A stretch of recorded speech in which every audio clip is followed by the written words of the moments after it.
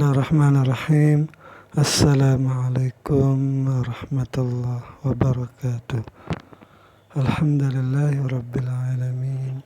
Assalatu wassalamu ala sayyidina wa maulana Muhammadin wa ala alihi wa sahbihi ajma'in. Amma ba'd.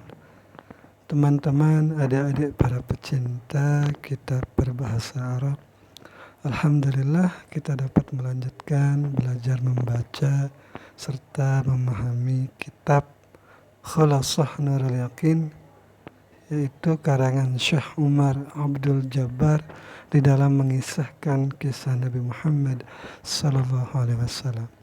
Alhamdulillah kita sudah pada judulnya yang ketujuh, yaitu hijrah safarnya beliau ke negeri Syam yang kedua.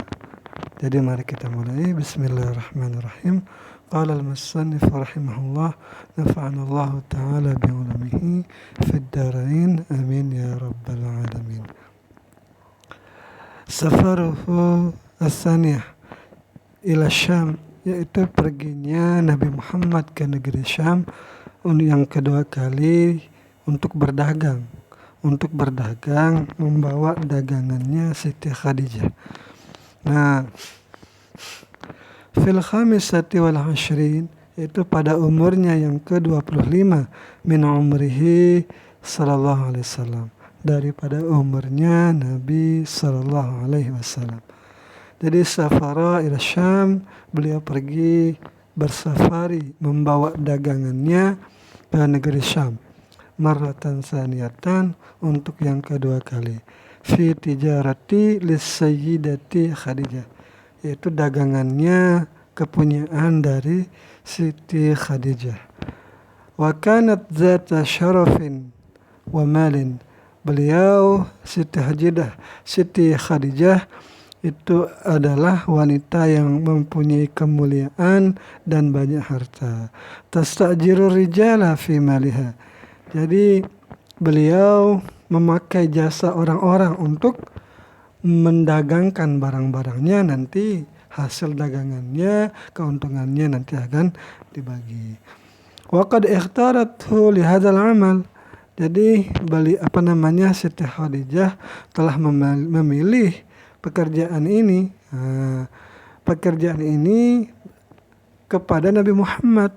Jadi beliau percaya kepada Muhammad sebelum diangkat Nabi, bahwa orang ini dapat dipercaya. Memang karena Nabi adalah semenjak kecil itu orang yang sangat bisa dipercaya.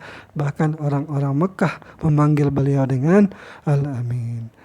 Nah, karena percaya, Siti Khadijah memberikan barang dagangannya untuk dijual. Li'annaha sami'at bisidqihi, bahwa Khadijah itu mendengar bahwa beliau Nabi Muhammad itu adalah orang yang jujur, wa amanatihi, orang yang amanah, wa akhlaqihi asyarifah, dan bagus akhlaknya.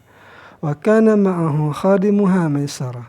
Nah, ketika pergi ke negeri Syam itu, Nabi itu pergi bersama Maisarah, yaitu budaknya atau pembantunya Khadijah. Jadi pembantu Khadijah membantu Nabi Muhammad di dalam berdagang. Jadi Maisarah ini nama laki-laki ya, jadi bukan nama perempuan. Faba'a wabta'a, maka mereka membeli dan menjual barang-barang keduanya, Nabi Muhammad dan Maisarah. Waraja'a, dan keduanya kembali birihin azimin, dengan membawa keuntungan yang besar.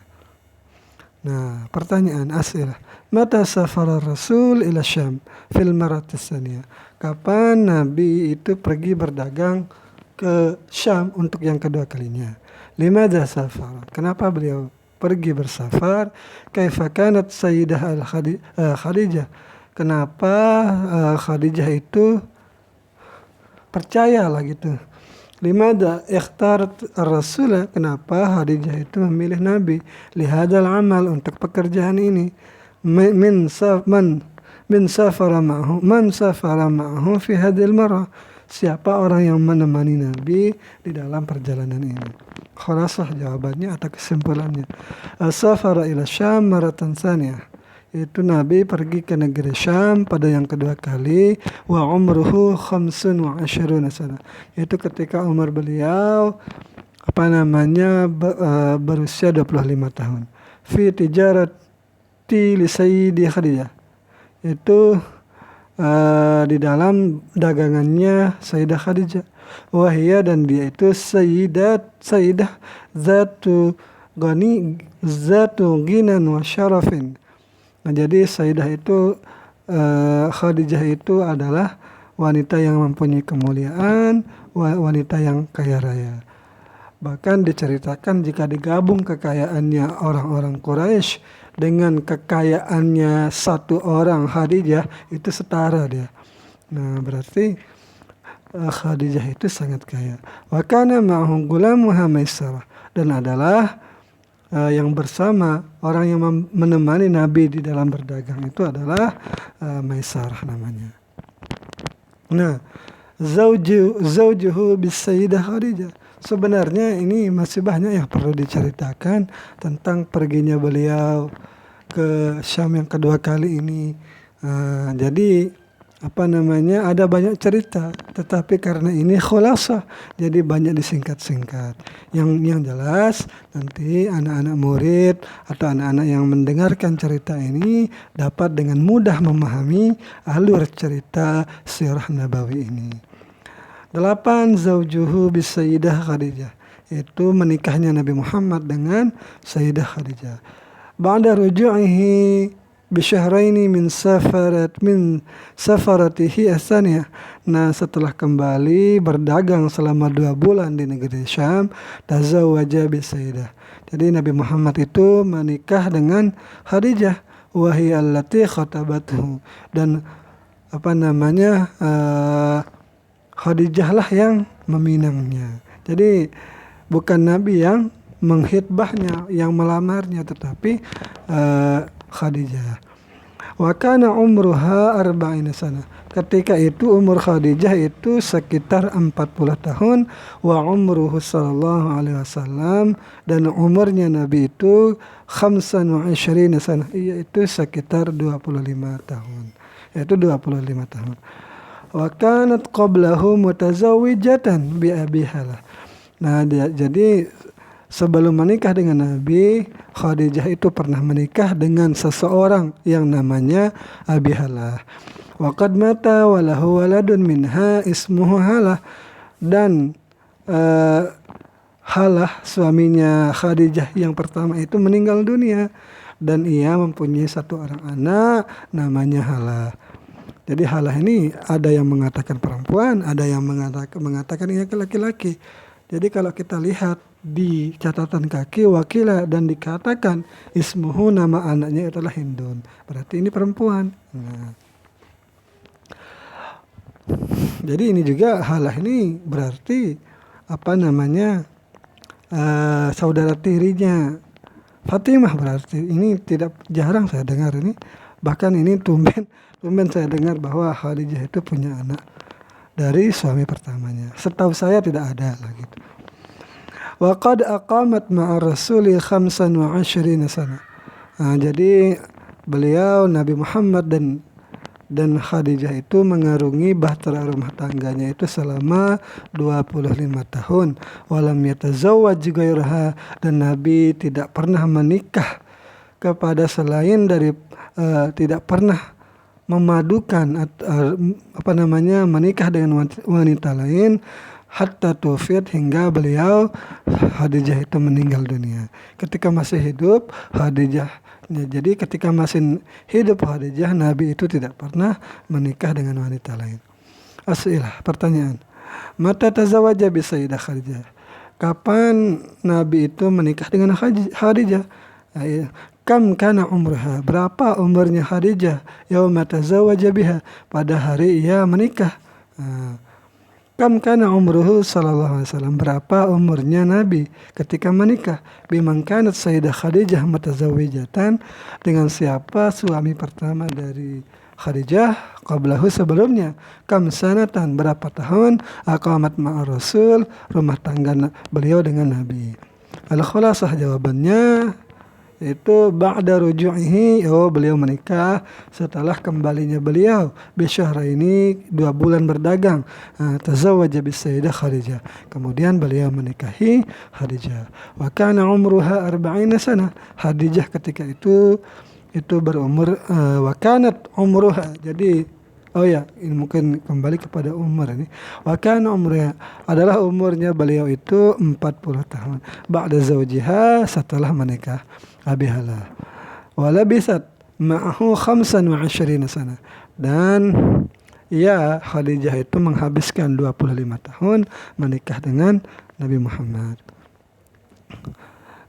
Hikmatu hukmuhu baina Quraisyin fi wad'il hajaril aswad, yaitu di dalam meletakkan batu hajar aswad. Jadi ada permasalahan terhadap siapa yang pantas meletakkan batu hajar aswad. Jadi ini loncat ceritanya dari menikah, setelah menikah ini langsung ke bahwa beliau itu yang memutuskan siapa yang berhak meletakkan batu hajar aswad di Ka'bah. Nah, fil khamisati wasalasin, yaitu pada umurnya yang 35 min umrihi, dari umurnya Nabi, hadamat Quraisyul al-Ka'bah. Jadi orang-orang Quraisy itu menghancurkan Ka'bah untuk diperbaiki.